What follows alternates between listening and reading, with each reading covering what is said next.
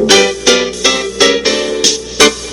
Erie's own Government Access, Channel 9, from the City Hall Council Chambers, it's time once again for the Taxpayers Hotline Show. And now, ladies and gentlemen, your host.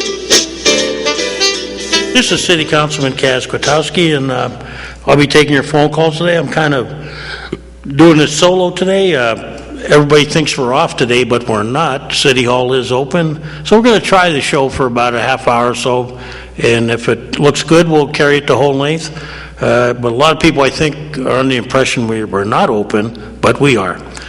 So you feel free to call. The number's listed on the TV. And like as usual, any subject you can talk about, any subject that you feel is relevant, just keep in the bounds of good taste. And with that, we'll look forward to your phone calls. Hopefully, we'll get a few today. I don't listen to myself babble. Tonight, I wish I had the time, but I think there's a presentation of the GAF property tonight. I wish I had more information on it. I won't be there because we already had the presentation done to council, and today would be the public's chance to see the plan. It's a very ambitious plan. I know everybody's got an opinion on it, and to me, as long as it brings taxable property to the city, I'd be all in favor of it, and I'm hoping that we get some private investment to take care of that. And kind of in paramount with the GAF property, I had a chance last week to take a ride with a concerned citizen, and we drove around various parts of the city, lower west side, middle east side, and the blighted property that exists was kind of embarrassing. We have a lot of work ahead of us, and I think as a city, we need to try the best we can to get some investment in those areas. But it's apparent that there is a lot of work to be done, and I'm glad that I made an appointment to the Blighted Review Board. And I'm hoping that he brings a new perspective, because as I toured it, what I saw was not very conducive to making people feel good. Tons of houses that either need to be addressed by the bulldozer, or hopefully, if you can, have somebody take them over and renovate them. But in the meantime, if my first impression was what I saw as I came to the city, and some of these areas are close to, the college and et cetera, as a parent, I wouldn't feel too comfortable. Another hot issue that is on the thing is the EMTA renewal charter.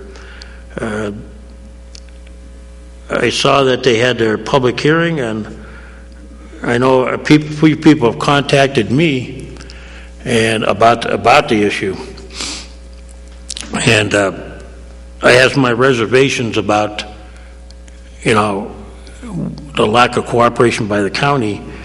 I'm going to study it very closely, and I hope you'll get back to me on your opinions on what you think about it. But to bear in mind that 80% of the ridership comes out of the city, but also the city is 40% of the county. So no matter how they do this, city taxpayers will be footing a larger part of the bill, and to take away our representation, I think, is a mistake. If a citizen comes to me and wants to complain, and we have no voice, I don't think that's right. And go ahead, caller. Go ahead, caller. Hello?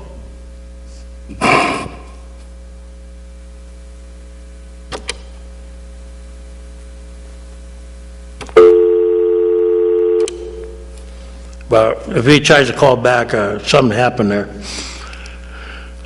So the issue comes down to really about representation on the EMTA board, and I feel like they've done a great job. Go ahead, caller. Hey, what's going on? What do you mean? Look like a little lost sheep. Well, everybody thought we were off the air today, John. Well, most governments are. Why, is the county off? Well, no, yeah, they're shut down. Really? Sure. My taxpayers' dollars hard at work. Yeah, we're open here as business as usual. I've already had 2 meetings this morning, and everybody's open down here. Here you're lamenting about the transportation of the E. Well, the E is, to me, it's all about a power struggle. That's what it looked like to me. Recently, I've been on the road, and I see that trolley bus, the design bus, and I see out in Harbor Creek, and there's nobody on it. They're making these runs. Well, what happened, I think, and I'm not the liaison, but I think what we were told was that what basically happened was the government dropped their subsidy on some of these runs, so now they have to send those trolleys out, Well, they should drop the subsidies. The people are not supporting them. No, but that's what, they do that in a lot of cities where they... Well, they're seeing the ridership is down, and why should they send that good money after bad? And for a while, what was the bad part was if the E wanted to send that trolley out and rent it, they couldn't. No, they could not, but the mayor could rent it. Well, yeah, it makes you wonder, right? Yes, it sure does. But that's another story there. But like I say, I was out in Harbor Creek the other day, and there comes the bus. I don't know if it goes to Mercyhurst or whatever out there, but it was completely empty. Well, I believe what they told us was, when we talked to Michael Tan, the director, Mercyhurst Northeast, and I think Edinburgh, they pay a subsidy to run those buses, just in case their students take it. The colleges pay the subsidy to the... Yeah, because it was, when we had the study session with the county, I asked a question like, who was, besides the city of Erie, who was, The ridership, you mean? No, putting money into it, in support. And it came out like, well, the city gives about $260,000 to $270,000 a year, okay? I think the city gives $250,000 or $260,000 a year. Yeah, it's $260,000, but it's going up to $270,000, Yeah, and the county gives like $330,000. 40. So $330,000. Okay, $330,000. Right, and then I said, well, how much does Mill Creek give? And I think, if I remember right, Mill Creek was like $22,000. $22,000. Yeah, something like that. It was a ridiculous figure. And then Harbor Creek is what? $30,000. Something like that. I wasn't sure. I didn't have the. But I remember they also mentioned that Mercyhurst Northeast and Edinburgh University gave money, to support some of the students that used it. Yes. And but my argument has always been that no matter how you look at it, and I did. I was looking at Kyle Faust's letter, and yeah, the county gives more, $330,000 to $260,000. But what you have to remember is that all city residents are members of the county. So we're 40% of the county, so we're contributing twice. Right. So you take that $330,000, you cut 40% out of it, and put that on our side of the ledger with our $260,000. Yes. Okay, and then you're going to give us no representation on the board, and they basically told us if we wanted to give $270,000, they would give us one voice vote. That's ridiculous. And then they said, well, the mayor gets it. And I go, well, first of all, in my opinion, it's not up to the county to tell us who gets to vote. Maybe council wants that vote. True. Here they are running government, telling us how to spend our money. Where was all this spirit of cooperation when they had the casino money coming in? Not a dime went to the city. It's true. Where's the cooperation only seems to extend when, they wanted the airport, they wanted the civic center, And all they're doing is they're taking the gaming funds and using that to say they're going to give the city that money, and the city should be getting that money anyways. Right. How about we build a brand new headquarters for EMTA, right? Yes. They want to do us a favor? How about reimbursing us for the lost tax money? That's true. Of the businesses that left there? Yeah. they point out, the poor people in the county feel, well, you know what? We have all the, for years, the EMTA is carried on our books as somebody we're responsible for, And now they said, well, we'll take it over, because but we only get one vote or no votes? That's ridiculous. And they say, well, you got your county councilman. Well, from what I read, that franchise won't be available. It will stay with the city for the next 5 years regardless. Well, what happens, John, if you got a complaint, you come up to me and I got to tell you, you know what, I have no say in it, John. Yeah. Right? That's right. Go see your county councilman. Yeah, that's worse than trying to get a hold of most of the city councilmen. But, no, I just think it's a... And, just like I tell everybody else, I don't feel that I have one councilman from the city. I have 7. Right. And I can contact anyone I want, regardless who their liaison to, and approach them and ask them a question, and they better have the answer for me. Yeah, I'm not too happy with the city's becoming very irrelevant. And we're going to lose more and more employment all the way around. Parker up there in Summit, up there off of what is it? I can't think of the road. Oliver Road. Yeah. They're closing down 40 or 50 positions. Wow. How about what was in the paper yesterday was just on the computer today, 1,400 jobs are being lost.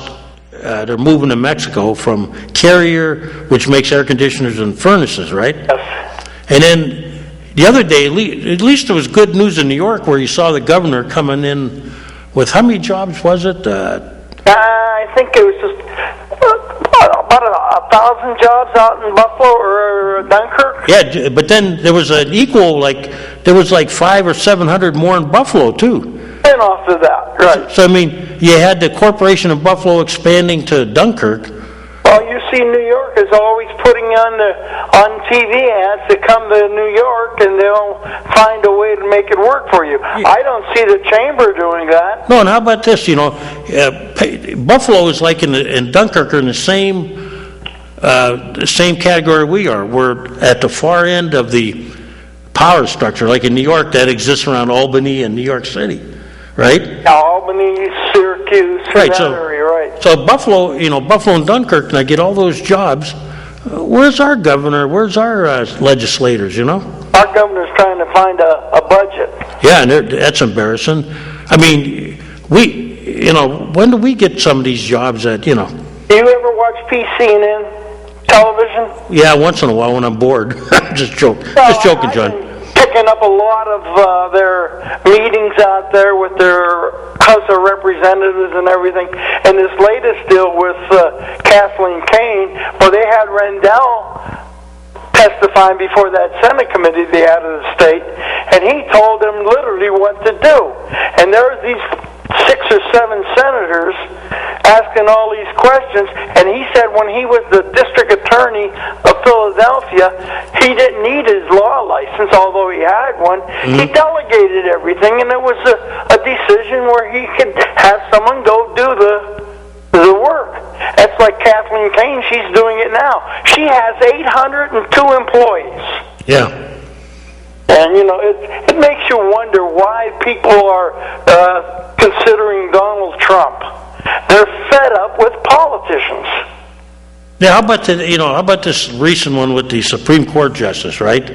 That's a travesty. I think that what they should do is have a Supreme Court justice at large. Instead of, they have to have their 9 to make their decision and write their opinions, but there should be one at large listening to all this in the event of a death or the event of a disability where he could sit and fill in until they get a replacement. Well, what makes me laugh is, and no matter what side of the fence you're on, the right or the left, if the Republicans had the president, they'd want him picked right away. You know what? Well, I kind of find that hard to believe, but it probably would. But here's the same thing. They had one way back when they wanted to work for a Supreme Court justice, and I forget who was the president at the time, whether it was Bush or Clinton or whatever. They kicked that around like a political football. It should not be a political football. No, I mean, hey, right or wrong, the way it goes is to the winners goes the spoils. That's true, and they're all trying to pick the one who will side for whatever they want if and when it goes to the Supreme Court. Well, here's a good one. They said, well, it should go to a conservative because he was a conservative. No. So my question is, was to the best person qualified. Well, whose seat did he take before that? You know, right? I mean, the power base has shifted back and forth. Yeah, you'd think they do the right thing, John, but you and I both know it's all about... Well, the Supreme Court has gotten out of hand in the last 10 years. They're trying to make law instead of follow law. That's true. You know, it shouldn't be about conservative or liberal. It should be about... They're supposed to be what you call the reasonable... Right, it should be constitutional law into effect. Yeah, but everybody interprets it differently. True. They say, hey, this is my pet project. Make sure this goes through.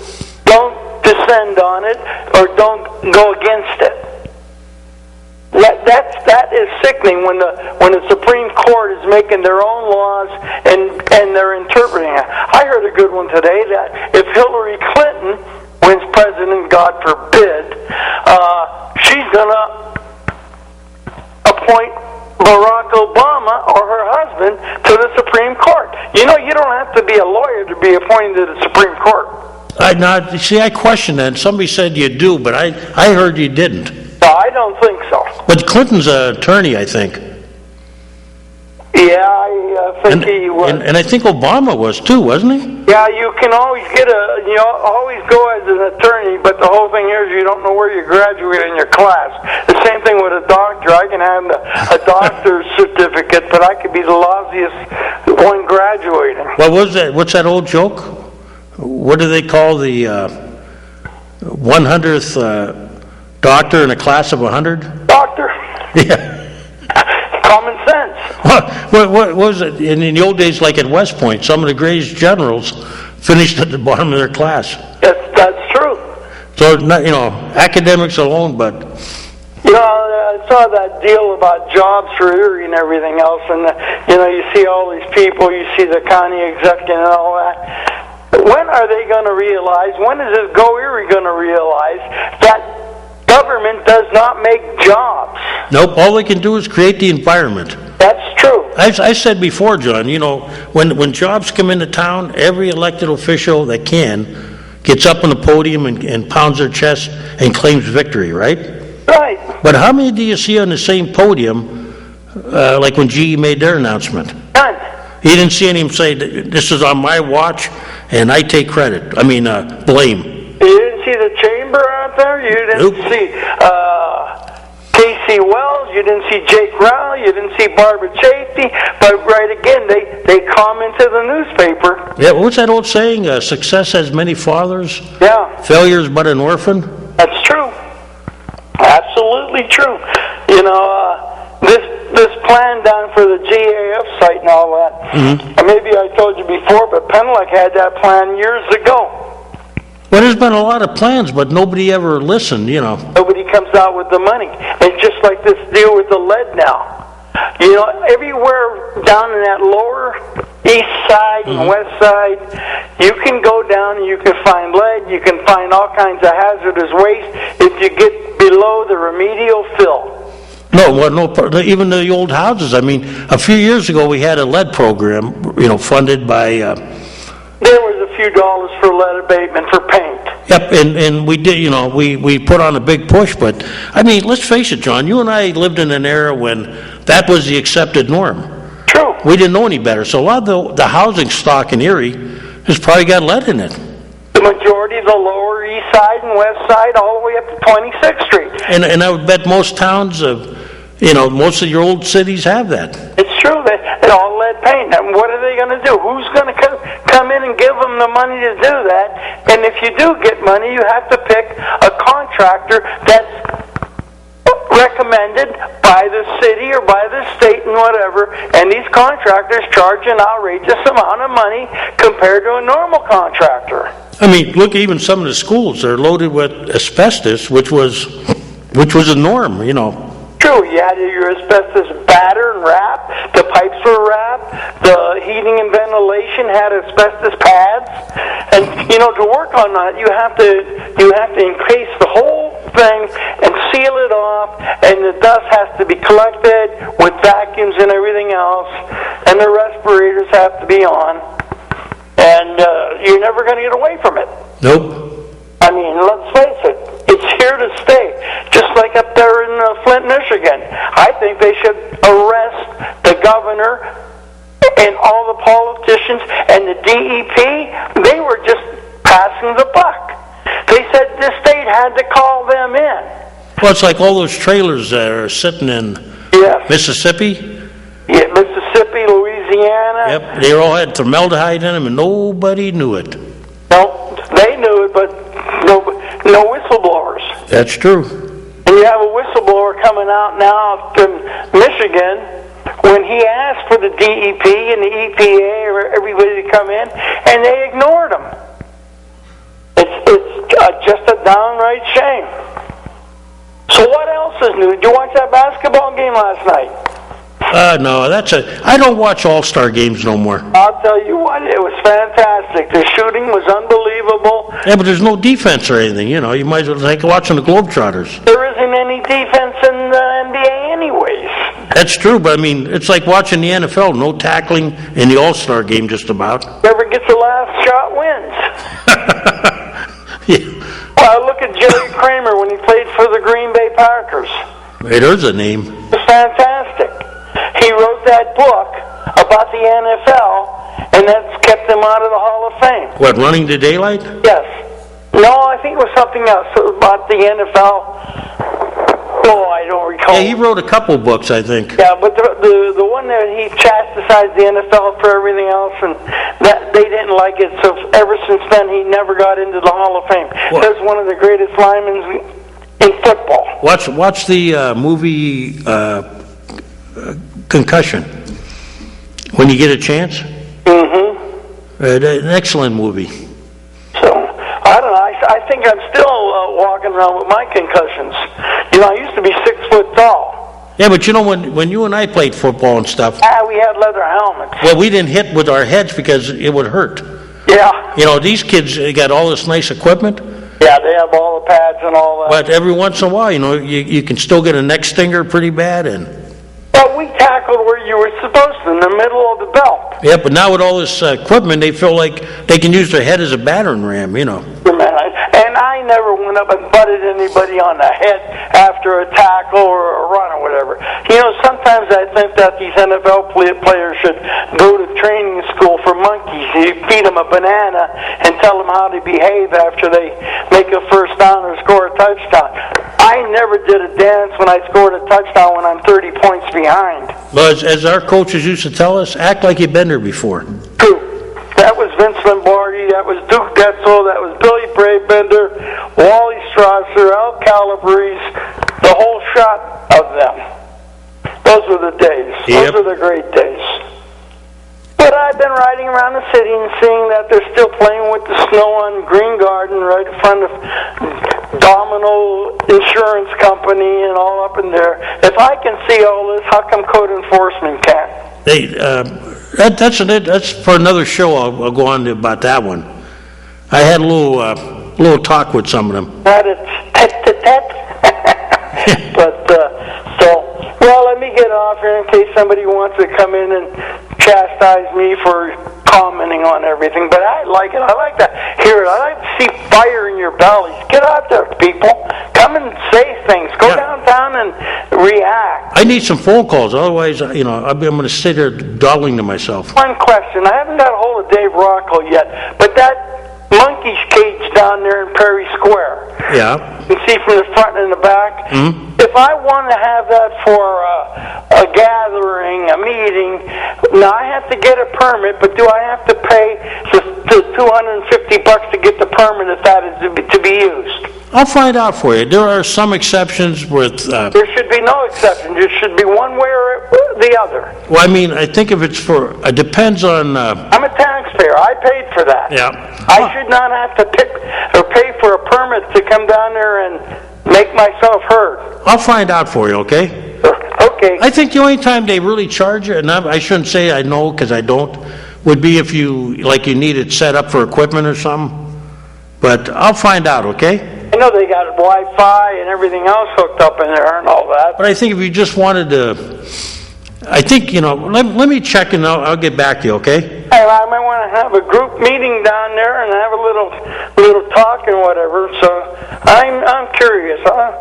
Find out from Dave. Yeah, he's a good man. He'll tell me the truth. Hey, call back if I don't get a lot of calls, John. All right. Which brings me to a gentleman called me about the garbage, the pickup. If he can get back to me, tell me how he made out this week. We did bring it up to Public Works about what seemed to be non-separation of recyclables and non-recyclables. It looked like they were picking all the bags in one truck, and it looked like, at least in my area, that was taken care of. So I'd be curious for that gentleman on East Avenue if he noticed any change in his garbage pickup. If he didn't, I'd like to know.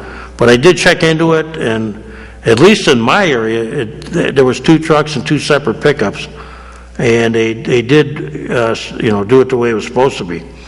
But if they're not, I'd like to know, because the whole reason for recycling is the city does get a benefit on the cost of hauling that away, on the cost of, if we recycle properly, we do get a less of a charge on our pickup as a whole. Go ahead, caller. I'm the one on East Avenue. How did they change? Same truck. Pardon? All in the same truck. Really? Now, see, in my area, I watch them real careful, and I separated the bags purposely on, there was a 2-foot gap between them, and they did pick up my block right now. I will check again, because I'm not happy if it looks like it's, and you did have 2 separate pickups, right? I didn't hear the second one. I mean, did you have garbage and recyclables? Yeah, I had all 3 of them. And they put them all in the same truck? Right? Yes. Yeah, that's not making me happy. I mean, I had that talk with Public Works. I'll have to go up there again. If they're doing that, that's not right, because, I mean, why go through all the cost of buying the recycling bags and going through all the work if they're not going to, and that's a loss of revenue for the city. Yeah. I think the city could make all kind of money on this recyclable if they wanted to. Well, Mark Guy Finley brought it up once. The way we do it now, we don't get as much of a, I don't call it kickback, but as much of a return as we should. Like if we went to a different method. But that's the method they picked many years ago, and nobody seems like they really want to change it. But I agree with you. There's a lot of communities making money off of recyclables. Yep. One other thing. Yes. No, you don't have a guest today, but you have to watch what you say, because when you said you're off the air, you can still hear you guys talking in the background. I mean afterwards? After the show and before the show. Oh, okay. In this case, you might have to slip. Yeah, we didn't say anything bad, though. No, I never hear anything, but you got to watch. Yeah, usually, we try. I try not to be controversial after either. But I never say anything I wouldn't say on the air. So. Okay, have a good day. Hey, thanks for calling, and I'll check into that again. I'm not happy, but I did check. Oh, by the way, I did drive over to that house you told me about. But there's another one around the corner I saw that had a couple couches in front. I didn't notice that one. Yeah, what I did, I took I went to that house, and then I kind of passed it. That's the one that doesn't have, it looks like it's boarded up a little bit in the front. Yeah. Huh? It has like a big porch on the front. Yeah, Yeah, and so I circled the block a couple times, and I saw a couple other things that I didn't like, so I did turn them all in to let's see what happens. I didn't call, what's his name up this week because of the snow. Oh, Zimmerman? Oh, the other guy, Rob? Oh, Rob Bush. I guess he handles the east side. Yeah, he does. In that area, he does. But I'll wait till the snow clears, and if it's not... What was that address again? It was 10, wasn't it? Or Huh? Well, not 10. What was that address? 3419. 3419? Okay, because I went by there, and like like I say, I went around the block to come around, and I said, "Oh my God!" I saw another house with a couple of couches out front. So that's not good, you know. But you should have been with me where I went on. I was down in the area of 4th and Walnut, East 25th, and a couple. I mean, it's embarrassing what shape some of these parts of the city are. I mean, doesn't anybody see this in code enforcement? Yep, they must not be doing their jobs. I mean, there's garbage that's obviously been there not a week, not 2 weeks, maybe a month. And you can tell by the, just by little telltale signs. But yeah, we got a big problem, and if we don't start fixing it, it's going to get worse. Yep, same way on 38th Street, right. Same old crap. Yeah, and that's in fact, when you think about, I'm not saying, one part of the city's better than the other, but you don't want the disease to spread everywhere. Pretty soon nobody wants to live anywhere, Don't want to like to see something done with East Avenue from 38th to Pine Avenue, parking on both sides. You don't like that, right? Well, you can hardly get through there. I think we're going to have to, I got to... You can park on both sides. I think that's a project that I know Bobby Mirsky and I were talking about, like because we're on that neighborhood watch committee up there. There's college kids up there. Yeah, I mean, it's like dynamics are changing that, like even on my street on Stanley, at the bottom, if the kids park at the bottom, you can't, you got cars pulling off of 38th Street. If they're going too fast, which they shouldn't be, but if they are, you might be the one that gets the front end collision. Well, if you're coming up or coming down East Avenue, and there's another car coming, you have to stop and let them get by. Right, and hopefully, at least East Avenue is some of these side streets. Man, you can't see around them, and all of a sudden, yeah, we're going to have to take a look at the parking situation. I mean, like on the east side, we don't have any odd even parking or anything. As a rule, in most places. But I think we're going to have to, the way things are going and the influx of student apartments, and since they're not paying attention to the 3-person rule, and all of a sudden you got 5 and 6 cars parking, that's going to be a problem. I'm pretty sure from 29th to 38th, you cannot park on one side, the west side of the street. On East Avenue? I know they park on both sides. No, I'll take that back. Let's see, where is it from? I think it's from 30th to 28th. You cannot park on the east side of the street.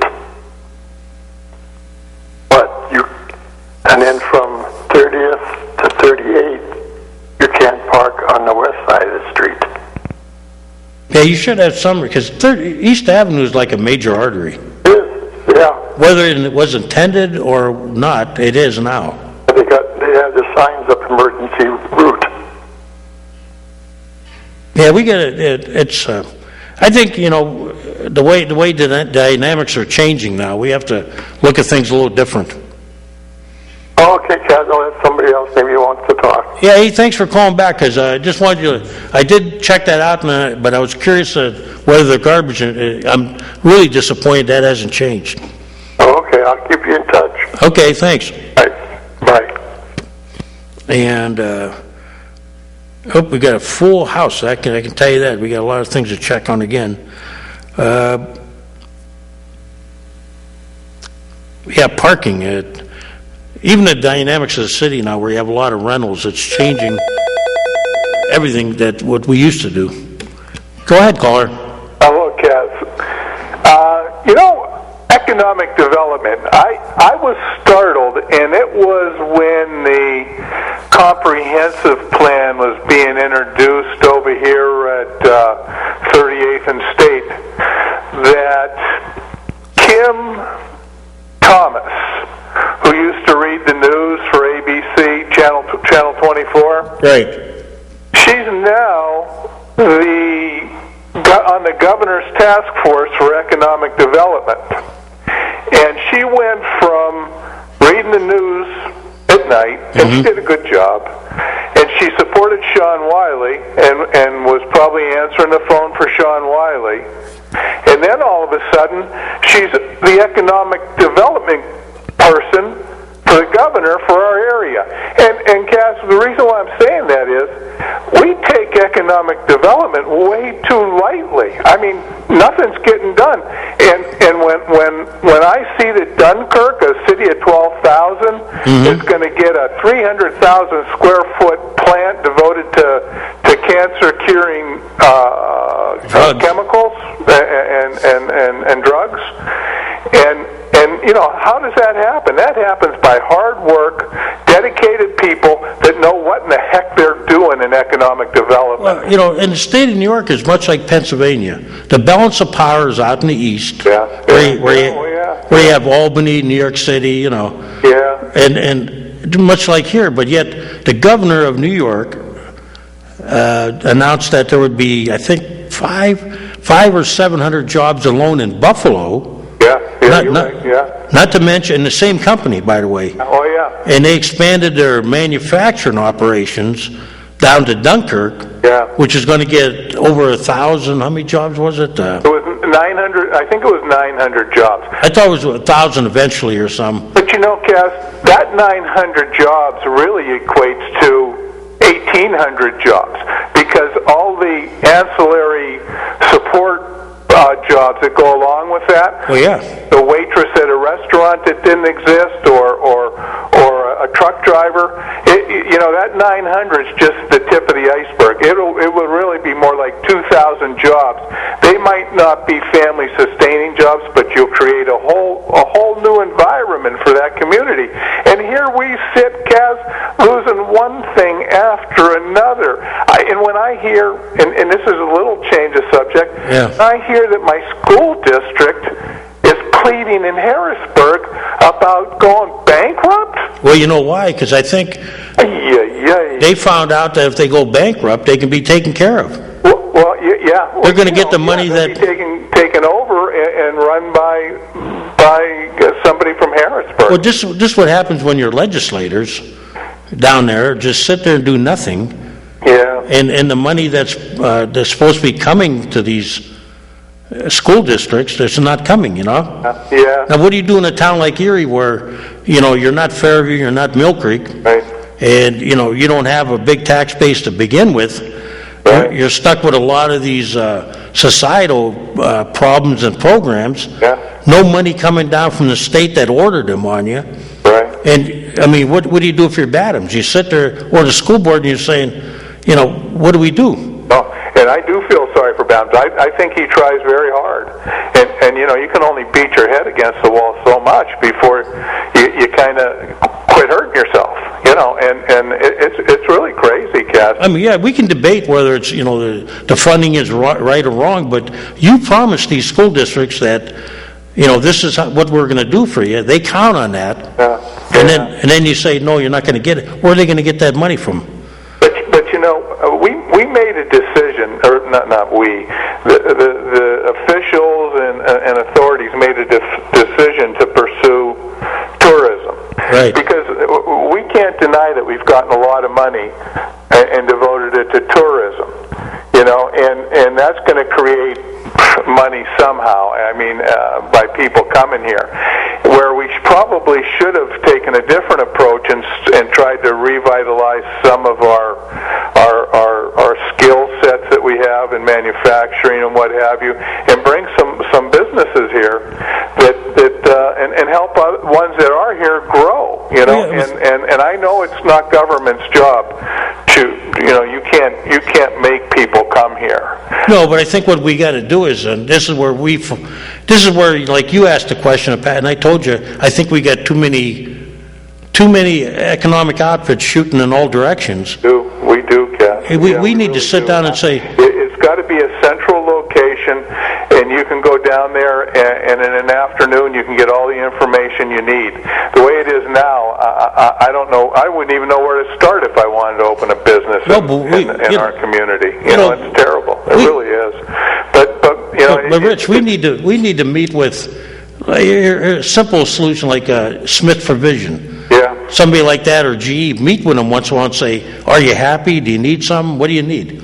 Yeah. Converse with them and say, that's what government can do. Yeah. If we have to address other states have, where you give loans or, we do that sometimes. Yeah. We issue loans to small businesses, but like we did with Erie Insurance, we gave them breaks on taxes. Yeah. And what did they do? They built, they stayed downtown. Yeah. We need to do some of that. I don't think we're doing enough. In Area Insurance, they're good partners. We do have some good partners. Like that parking ramp they built. What a facility! What an improvement they made down there. I give them all the credit in the world. But did you happen to see in that 44-page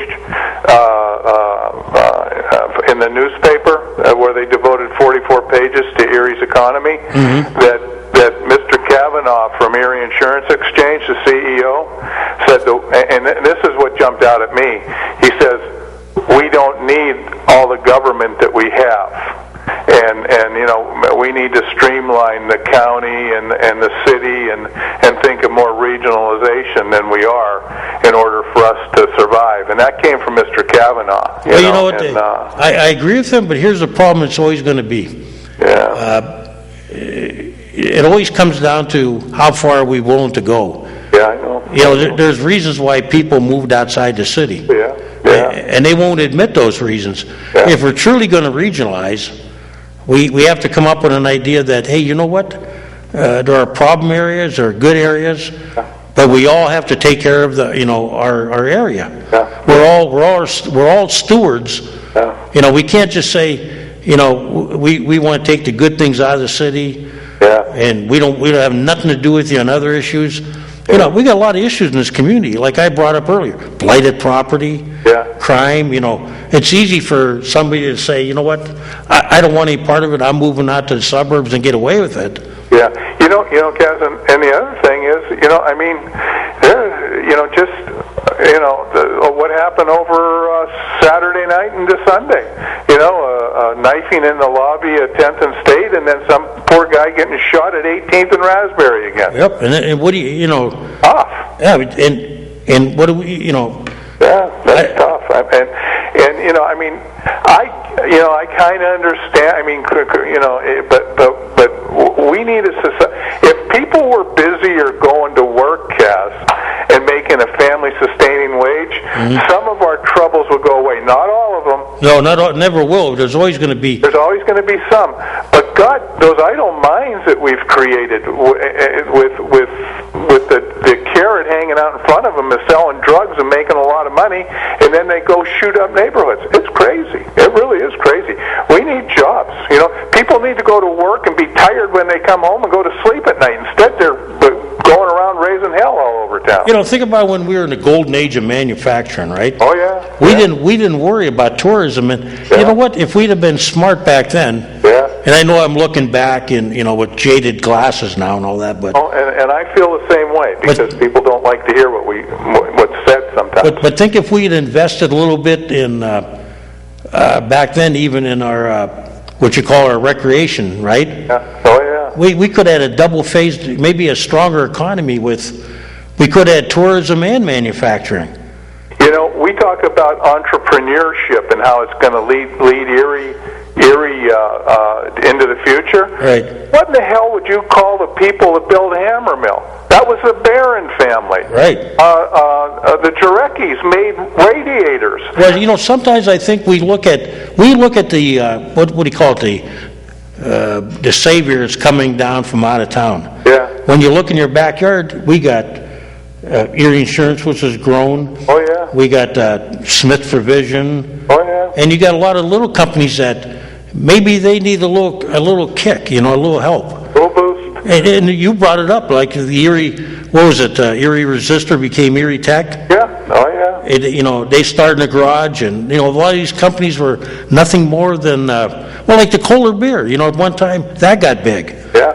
Like we got mini breweries, and maybe now's the time, like the wine industry has grown slowly. Yeah. And we look at that like, well, that's not major, but you know what? That brings people here, creates little jobs. We should never look at anything. Yeah. Never look a gift horse in the mouth anywhere. Yeah. But we do have a lot of problems. Kaz, I'm going to go down tonight and listen to that GAP presentation. Yeah, they presented that to council, a while back, and here's my feelings on it. If we can get private investors to do it, I'm all in favor. Yeah. I didn't like the plan where we were going to do all housing. Yeah. I like this one where we're going to open it up to a mixed use. Yeah. Right. And I think I'm anxious to just get a feel for it and get a better look at it. But I'm gonna take a little time out of my evening and go down there tonight. But anytime you can get private investors, I think that's great. Oh yeah. And I hope they line up for it. I mean, we got a lot of money invested in infrastructure. Now we got to put it to use. But the thing is, it's all about, I remember I asked Nick Scott once, why he didn't. He said nobody ever asked him. There you go again about. You got to meet with people and say, you're investing all over here. Why aren't you coming here to Erie? Oh yeah. Why? I mean. Yeah. No, I do understand. There's that old thing called return on investment. Well, yeah, but you know what? If you have to help them a little bit, if you have to say. And Cass, I think we should have a super LORTA to take care of the blighted areas.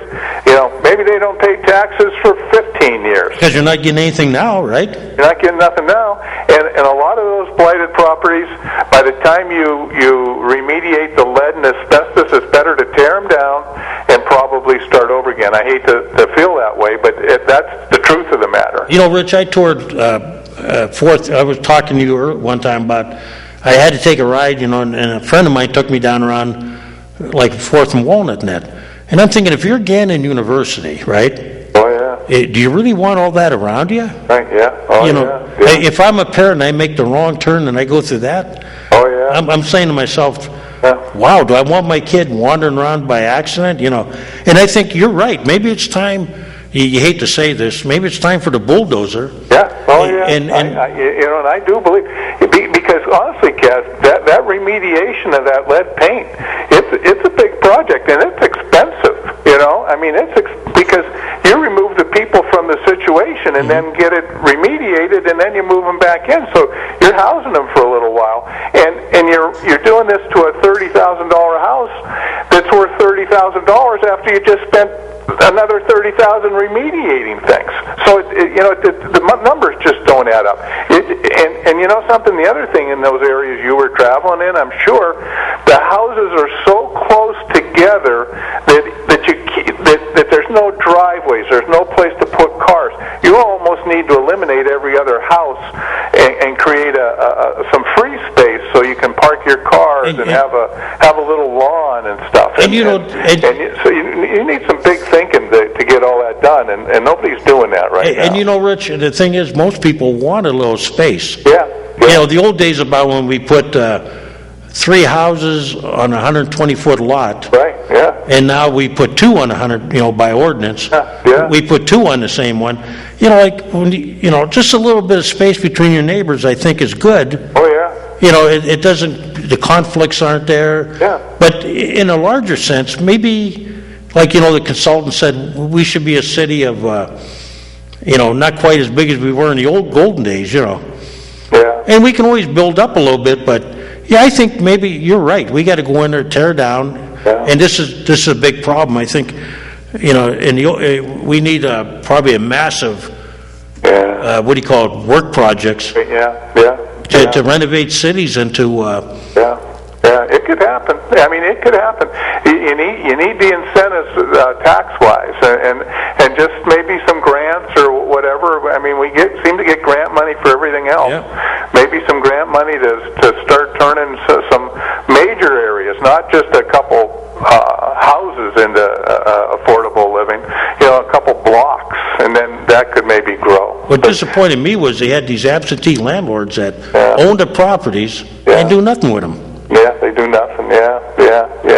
I don't mind when I see those sales at the start of council meetings, repository sales. Yeah. When somebody's buying an empty lot next to their house, that makes that property attractive and more affordable, especially if they're taking care of it. But then in most cases, the people aren't building on there, unless they put a garage or something. But most of the time, they just want to they want to legally have the right to restrict use to it so they can keep it clean. Yeah,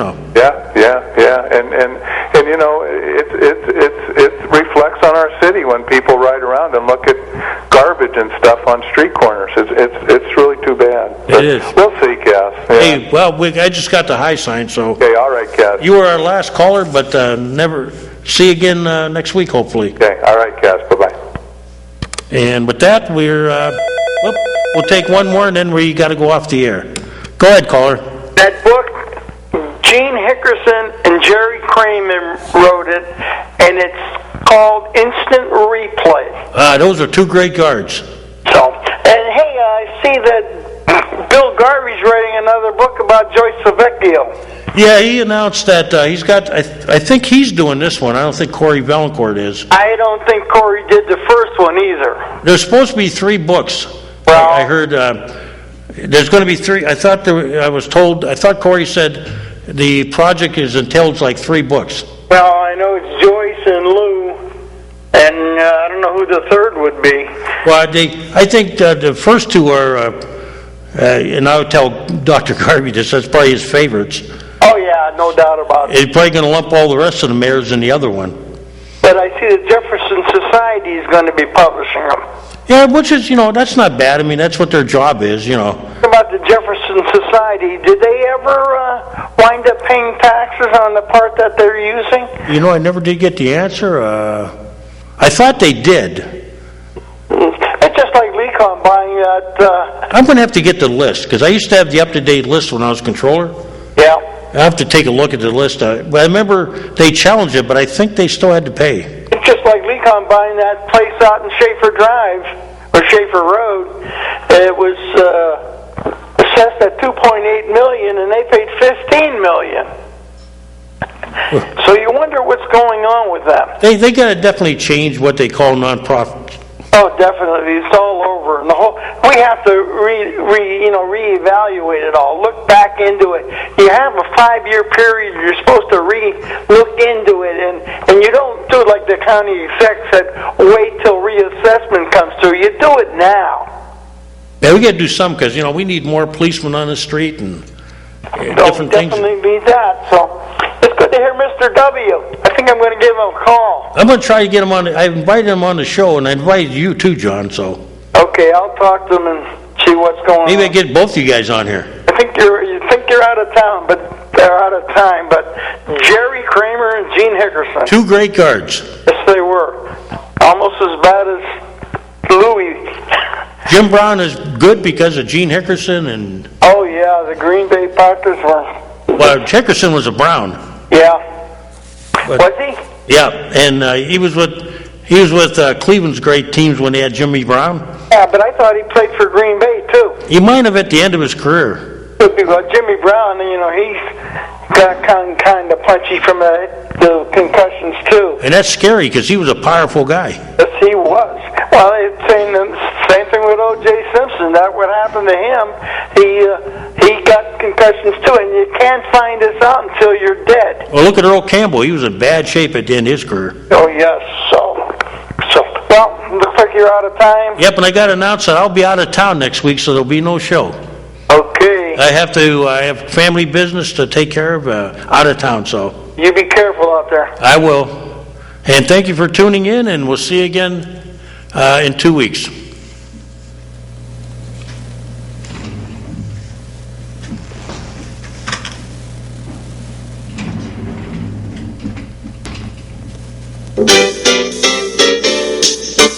Ladies and gentlemen, you have been watching the Taxpayers Hotline Show on Erie's own Government Access, Channel 9.